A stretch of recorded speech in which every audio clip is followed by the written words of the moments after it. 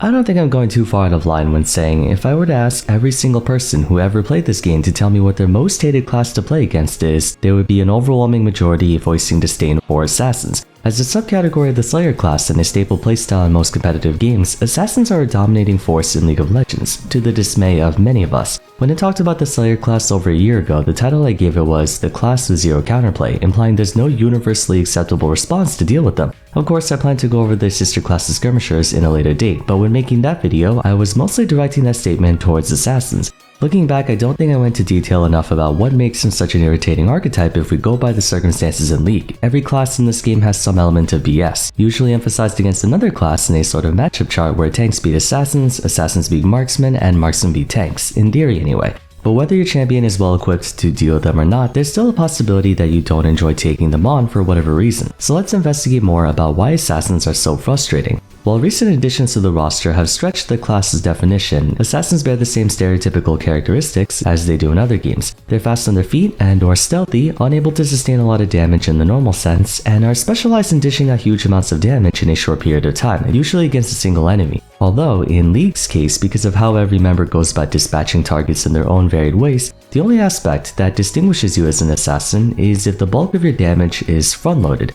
To recap, there are three forms of pressure: front-loaded, sustained, and back-loaded. Front-loaded pressure entails dishing out most if not all of your damage and whatnot right when establishing contact with an enemy. One of my favorite examples of this is Echo. His standard combo is to set a parallel convergence, phase dive to surprise his opponent and hopefully stun them, then toss that time winder to slow you, and then smack you again to proxy drive resonance. Afterwards, Echo is, for lack of a better word, useless. Outside of his ultimate, or if his opponent is low enough to activate his missing health damage on autos, Echo can't do anything for a while, although I'd be really surprised if a squishy could survive the brunt of his combo without being in a really bad spot afterwards. Front-loaded is generally the most desired out of the three forms of pressure, as if it wasn't obvious, it happens first. Just about every assassin is capable of layering their abilities on top of each other in quick succession, and by surprise through usage of stealth, blinding speed, or a combination of both. Evelyn's combo functions almost identically to Echo, where she primes her main crowd control, Allure, then tossing a haste spike or whiplash to detonate it before using the other to put on even more damage. If she needs a bit more power to finish the job or to escape, then less Caress is there to help her out. There's also Fizz, chum the waters to reveal, slow down his target, and get ready for big damage before using Urchin Strike and Seastone Trident to gun them down, all while keeping Playful Trickster in his back pocket in the event he needs to escape retaliation. The only others who specialize in front-loaded damage are Divers, prioritizing explosive long-distance engage and crowd control to start fights. The key difference between them is that assassins usually forego crowd control and AoE for more concentrated force and discretion or speed. What few defensive options they do possess are directed at avoiding incoming pressure rather than withstanding it, such as how Divers do. Not only are assassins able to dish out tons of damage in rapid succession, but the damage is accompanied by an element that inhibits the primary target's counterattack measures, meaning they're able to avoid a certain type of attack altogether. Akali's Twilight Shroud makes auto attacks or targeted abilities impossible while cloaked. Zed's Deathmark and Fizz's Playful Trickster renders them untargetable, letting them dodge virtually anything during that short window. Other champions can go invisible for much of the same results as Akali, like Kha'Zix and Talon, making their pressure all the more threatening as they can unload all of their strength on you, but you can't do the same to them.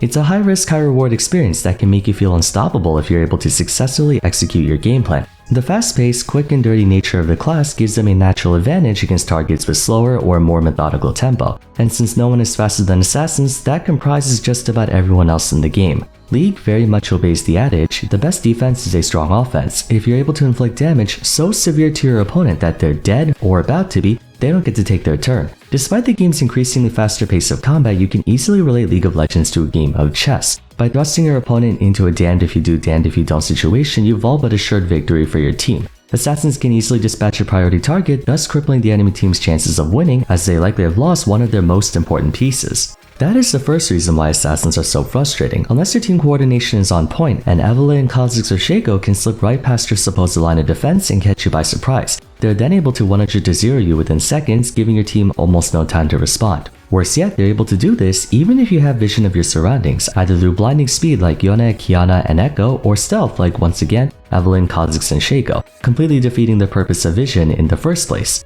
A balanced dilemma plaguing real-time games is the notion of turns. In my Juggernaut video, I talked about how the reason they do so much damage while having the luxury to itemize durability is due to the fact that they're almost always going to go second. Therefore, they require sufficient resilience to withstand that first onslaught of damage and crowd control so they can then take their turn.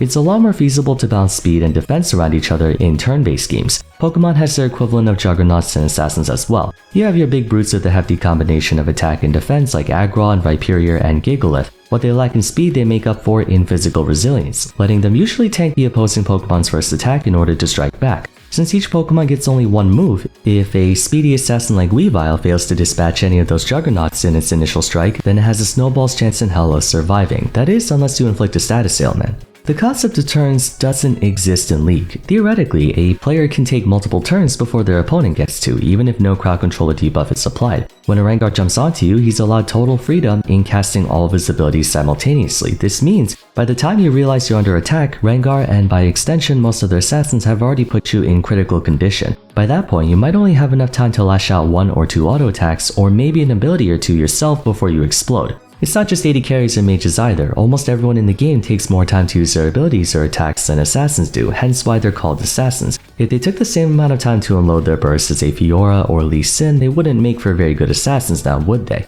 But let's say you're playing someone who is adequately geared to take them on. If we go by the aforementioned rock paper scissors format of assassins beat marksmen, marksmen beat tanks, and tanks beat assassins, common sense would dictate the easiest way to beat a team with an assassin is by carrying a tank. On paper, that's emphatically true. In practice, it's a bit more complicated than that. Mobility is increasingly starting to become more and more viable as a defensive option, especially in recent years. Thanks to almost everything being skill shots, one thing Riot has been very conservative about, contrary to their reckless ambition when it comes to 200 years, is giving point-and-click abilities to a champion. That's one positive result of the modern landscape of the game. As much as we like to trash on new champions for being overloaded, at the very least, you can dodge most if not all their stuff given you have enough mobility. Unfortunately, which class is known for being very hard to catch? Assassins. Remember, instead of tanking enemy counterattack, they prefer to avoid it altogether, either by sidestepping or making themselves completely immune. This is also a contributing factor to why Assassins and the Slayer class as a whole have grown exponentially in popularity. Now that we're facing champions with far higher 1v9 capability, dodging attacks is way more favorable over face tanking them. Doesn't matter who you're playing, even if you're a super beefy tank, getting hit by stuff puts you in a disadvantageous position for yourself and or your team. I don't care if you're a Scion with 10,000 HP, it's always better to avoid getting struck by a Morgana Q, Ash Arrow, or Jinxult. Sometimes it's inevitable, I get it, but ideally speaking you want to avoid taking as many things as possible. Besides, it feels like nowadays tanks are either impossible to kill or as squishy as a Soraka depending on what champions the enemy team has. There's so much tank shredding and DPS in the game that the only truly safest option is to not get hit by stuff in the first place. If we're assuming an assassin is facing a tank head-on, then of course the tank is gonna win.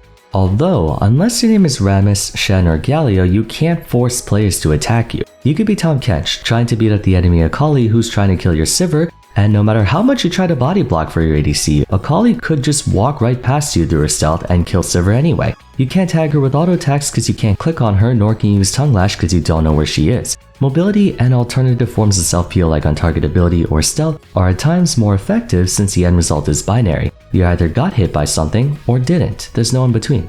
I'm not saying assassins have an escape option for everything, sometimes there's too much AoE damage or crowd control to where no amount of stealth or mobility will save you, but that also applies to every other class in the game. It's not like Pantheon Stun is only point and click on assassins, it's point and click on everyone. The consequences of being engaged on vary based on who his target is, and considering assassins don't possess a whole lot of innate durability, that's how you counterplay them, right? If only it were really that simple. A game I used to play and log on to every now and then was Realm of the Mad God. In that game you have different classes and those classes determine the type of weapons and armor you can wear. Since melee classes like Warrior, Knight, and Paladin have shorter range and are at risk of taking more damage, they're given armors with more defense. A tier 15 heavy armor, for example, provides you with a staggering 28 defense, whereas a tier 15 light armor only gives 21 defense, albeit with some dexterity, and a tier 15 robe has 17. If we don't count the supplementary bonuses, the heavy armor is the most practical choice for survival. Now imagine if you were a warrior who could equip a long-range weapon like a staff or a bow. You get the best of both worlds, right? Anyone who's picked up a game knows equipment restrictions are imposed to allow classes their own set of privileges, not just for the sake of balance, but also to establish a sense of individuality. There would be no point in playing a wizard or an archer if a warrior could equip a staff or bow as well while having the extra defense, or vice versa. There'd be no point in playing a warrior if you could equip heavy armor as a wizard. Now, where does this lack of restriction show up? Anyone? I'll give you a hint. It starts with an L and is where many people's dreams die.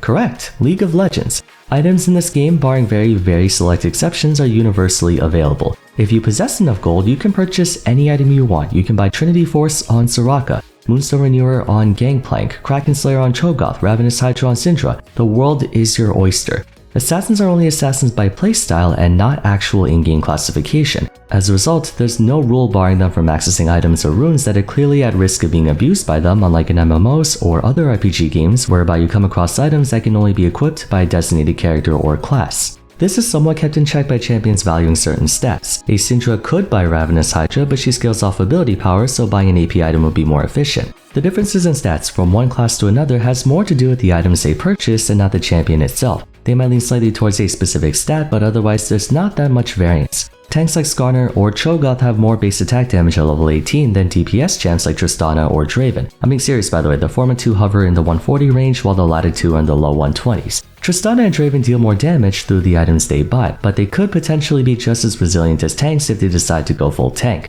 Items play a way bigger part than what class you are most of the time. Assassins are the largest beneficiaries from this design structure, as they don't explicitly have a necessary stat to itemize for. If you're playing a tank, you're pretty much obligated to chase after any combination of health, armor, and magic resist, even if your abilities don't scale off of any of them directly. If you're playing a marksman, you're forced to build attack damage, attack speed, and crit chance. If you're playing a bruiser, your first item or two can be damage, and then after that, you should work towards going tank or at the very least tanky bruiser. Enchanters have to buy items that boost their supportive capabilities. Assassins have none of these restrictions, only an optional choice. Physical damage dealers like Rengar, Kha'Zix, and Zed have an assortment of items that provide lethality, formerly known as armor penetration. Thing is, unless your name is Pyke, assassins don't directly scale off lethality. All lethality does is allow your existing damage to be less mitigated by armor. Granted, every champion carries with them base armor, so it's not that lethality is never useful, but if you deal enough damage to one-shot your opponent and then an extra 50% left over, you're effectively only benefiting from the attack damage, not so much lethality. Why this matters is because there's nothing stopping an assassin from buying non-assassin items, and they frequently do. Last year there was a time period where every physical damage dealer in the game was buying Gore Drinker. That included the likes of Talon, Qiyana, Rengar, Nocturne, and kha'zix. Beyond mythic items, it isn't rare for you to see a bruiser-oriented build like Black Cleaver, Death's Dance, Chempunk Chainsword, even Sterax. This applies to AP champions as well. Katarina and Akali dabble with Divine Sunder every now and then. I'm sure at one point you encountered the notorious Sunfire Diana, Bruiser Shadow Assassin Kayn, or Tang Cassidy. It seems like there's always an assassin who's building items that Riot probably wasn't intending for them to build, or not to that degree anyway. Often I find items that are crucial for the success of certain champions be nerfed because assassins are abusing them and one-shotting you while being indestructible at the same time. It's expected for concessions to be made in order to offset a class's inherent weaknesses. A short-range slow character should naturally have high durability and efficiency from building items like Sterax Gauge. The problem is, that very same item can be purchased by a rushdown character at no restriction. With the majority of assassins being melee, they get access to the full range of benefits an item has to offer. It's not like ranged champions who usually have weaker numbers, like how Divine Sunder does 3% max out bonus damage on range versus 6% on melee. Case in point, there are a lot of circumstantial elements that work in favor of assassins, explaining why they were terrorizing the meta for years, and it's only thanks to the recent changes to durability scaling that they're finally losing their edge. But what do you guys think? Do you believe there's a more frustrating class to play against than assassins, or do you agree with my points? Feel free to share your thoughts in the comments down below. That's it for today though, so if you enjoyed the video, please be sure to leave a like and subscribe. Consider following me on Twitter at Vars, joining my Discord server, and if you'd like to support me further, check out my Patreon. By donating, you get access to benefits for all three of my channels, Vars, Vars 2, and Vars 3. But till next time, thanks so much for watching, and I look forward to seeing you again soon. Take care.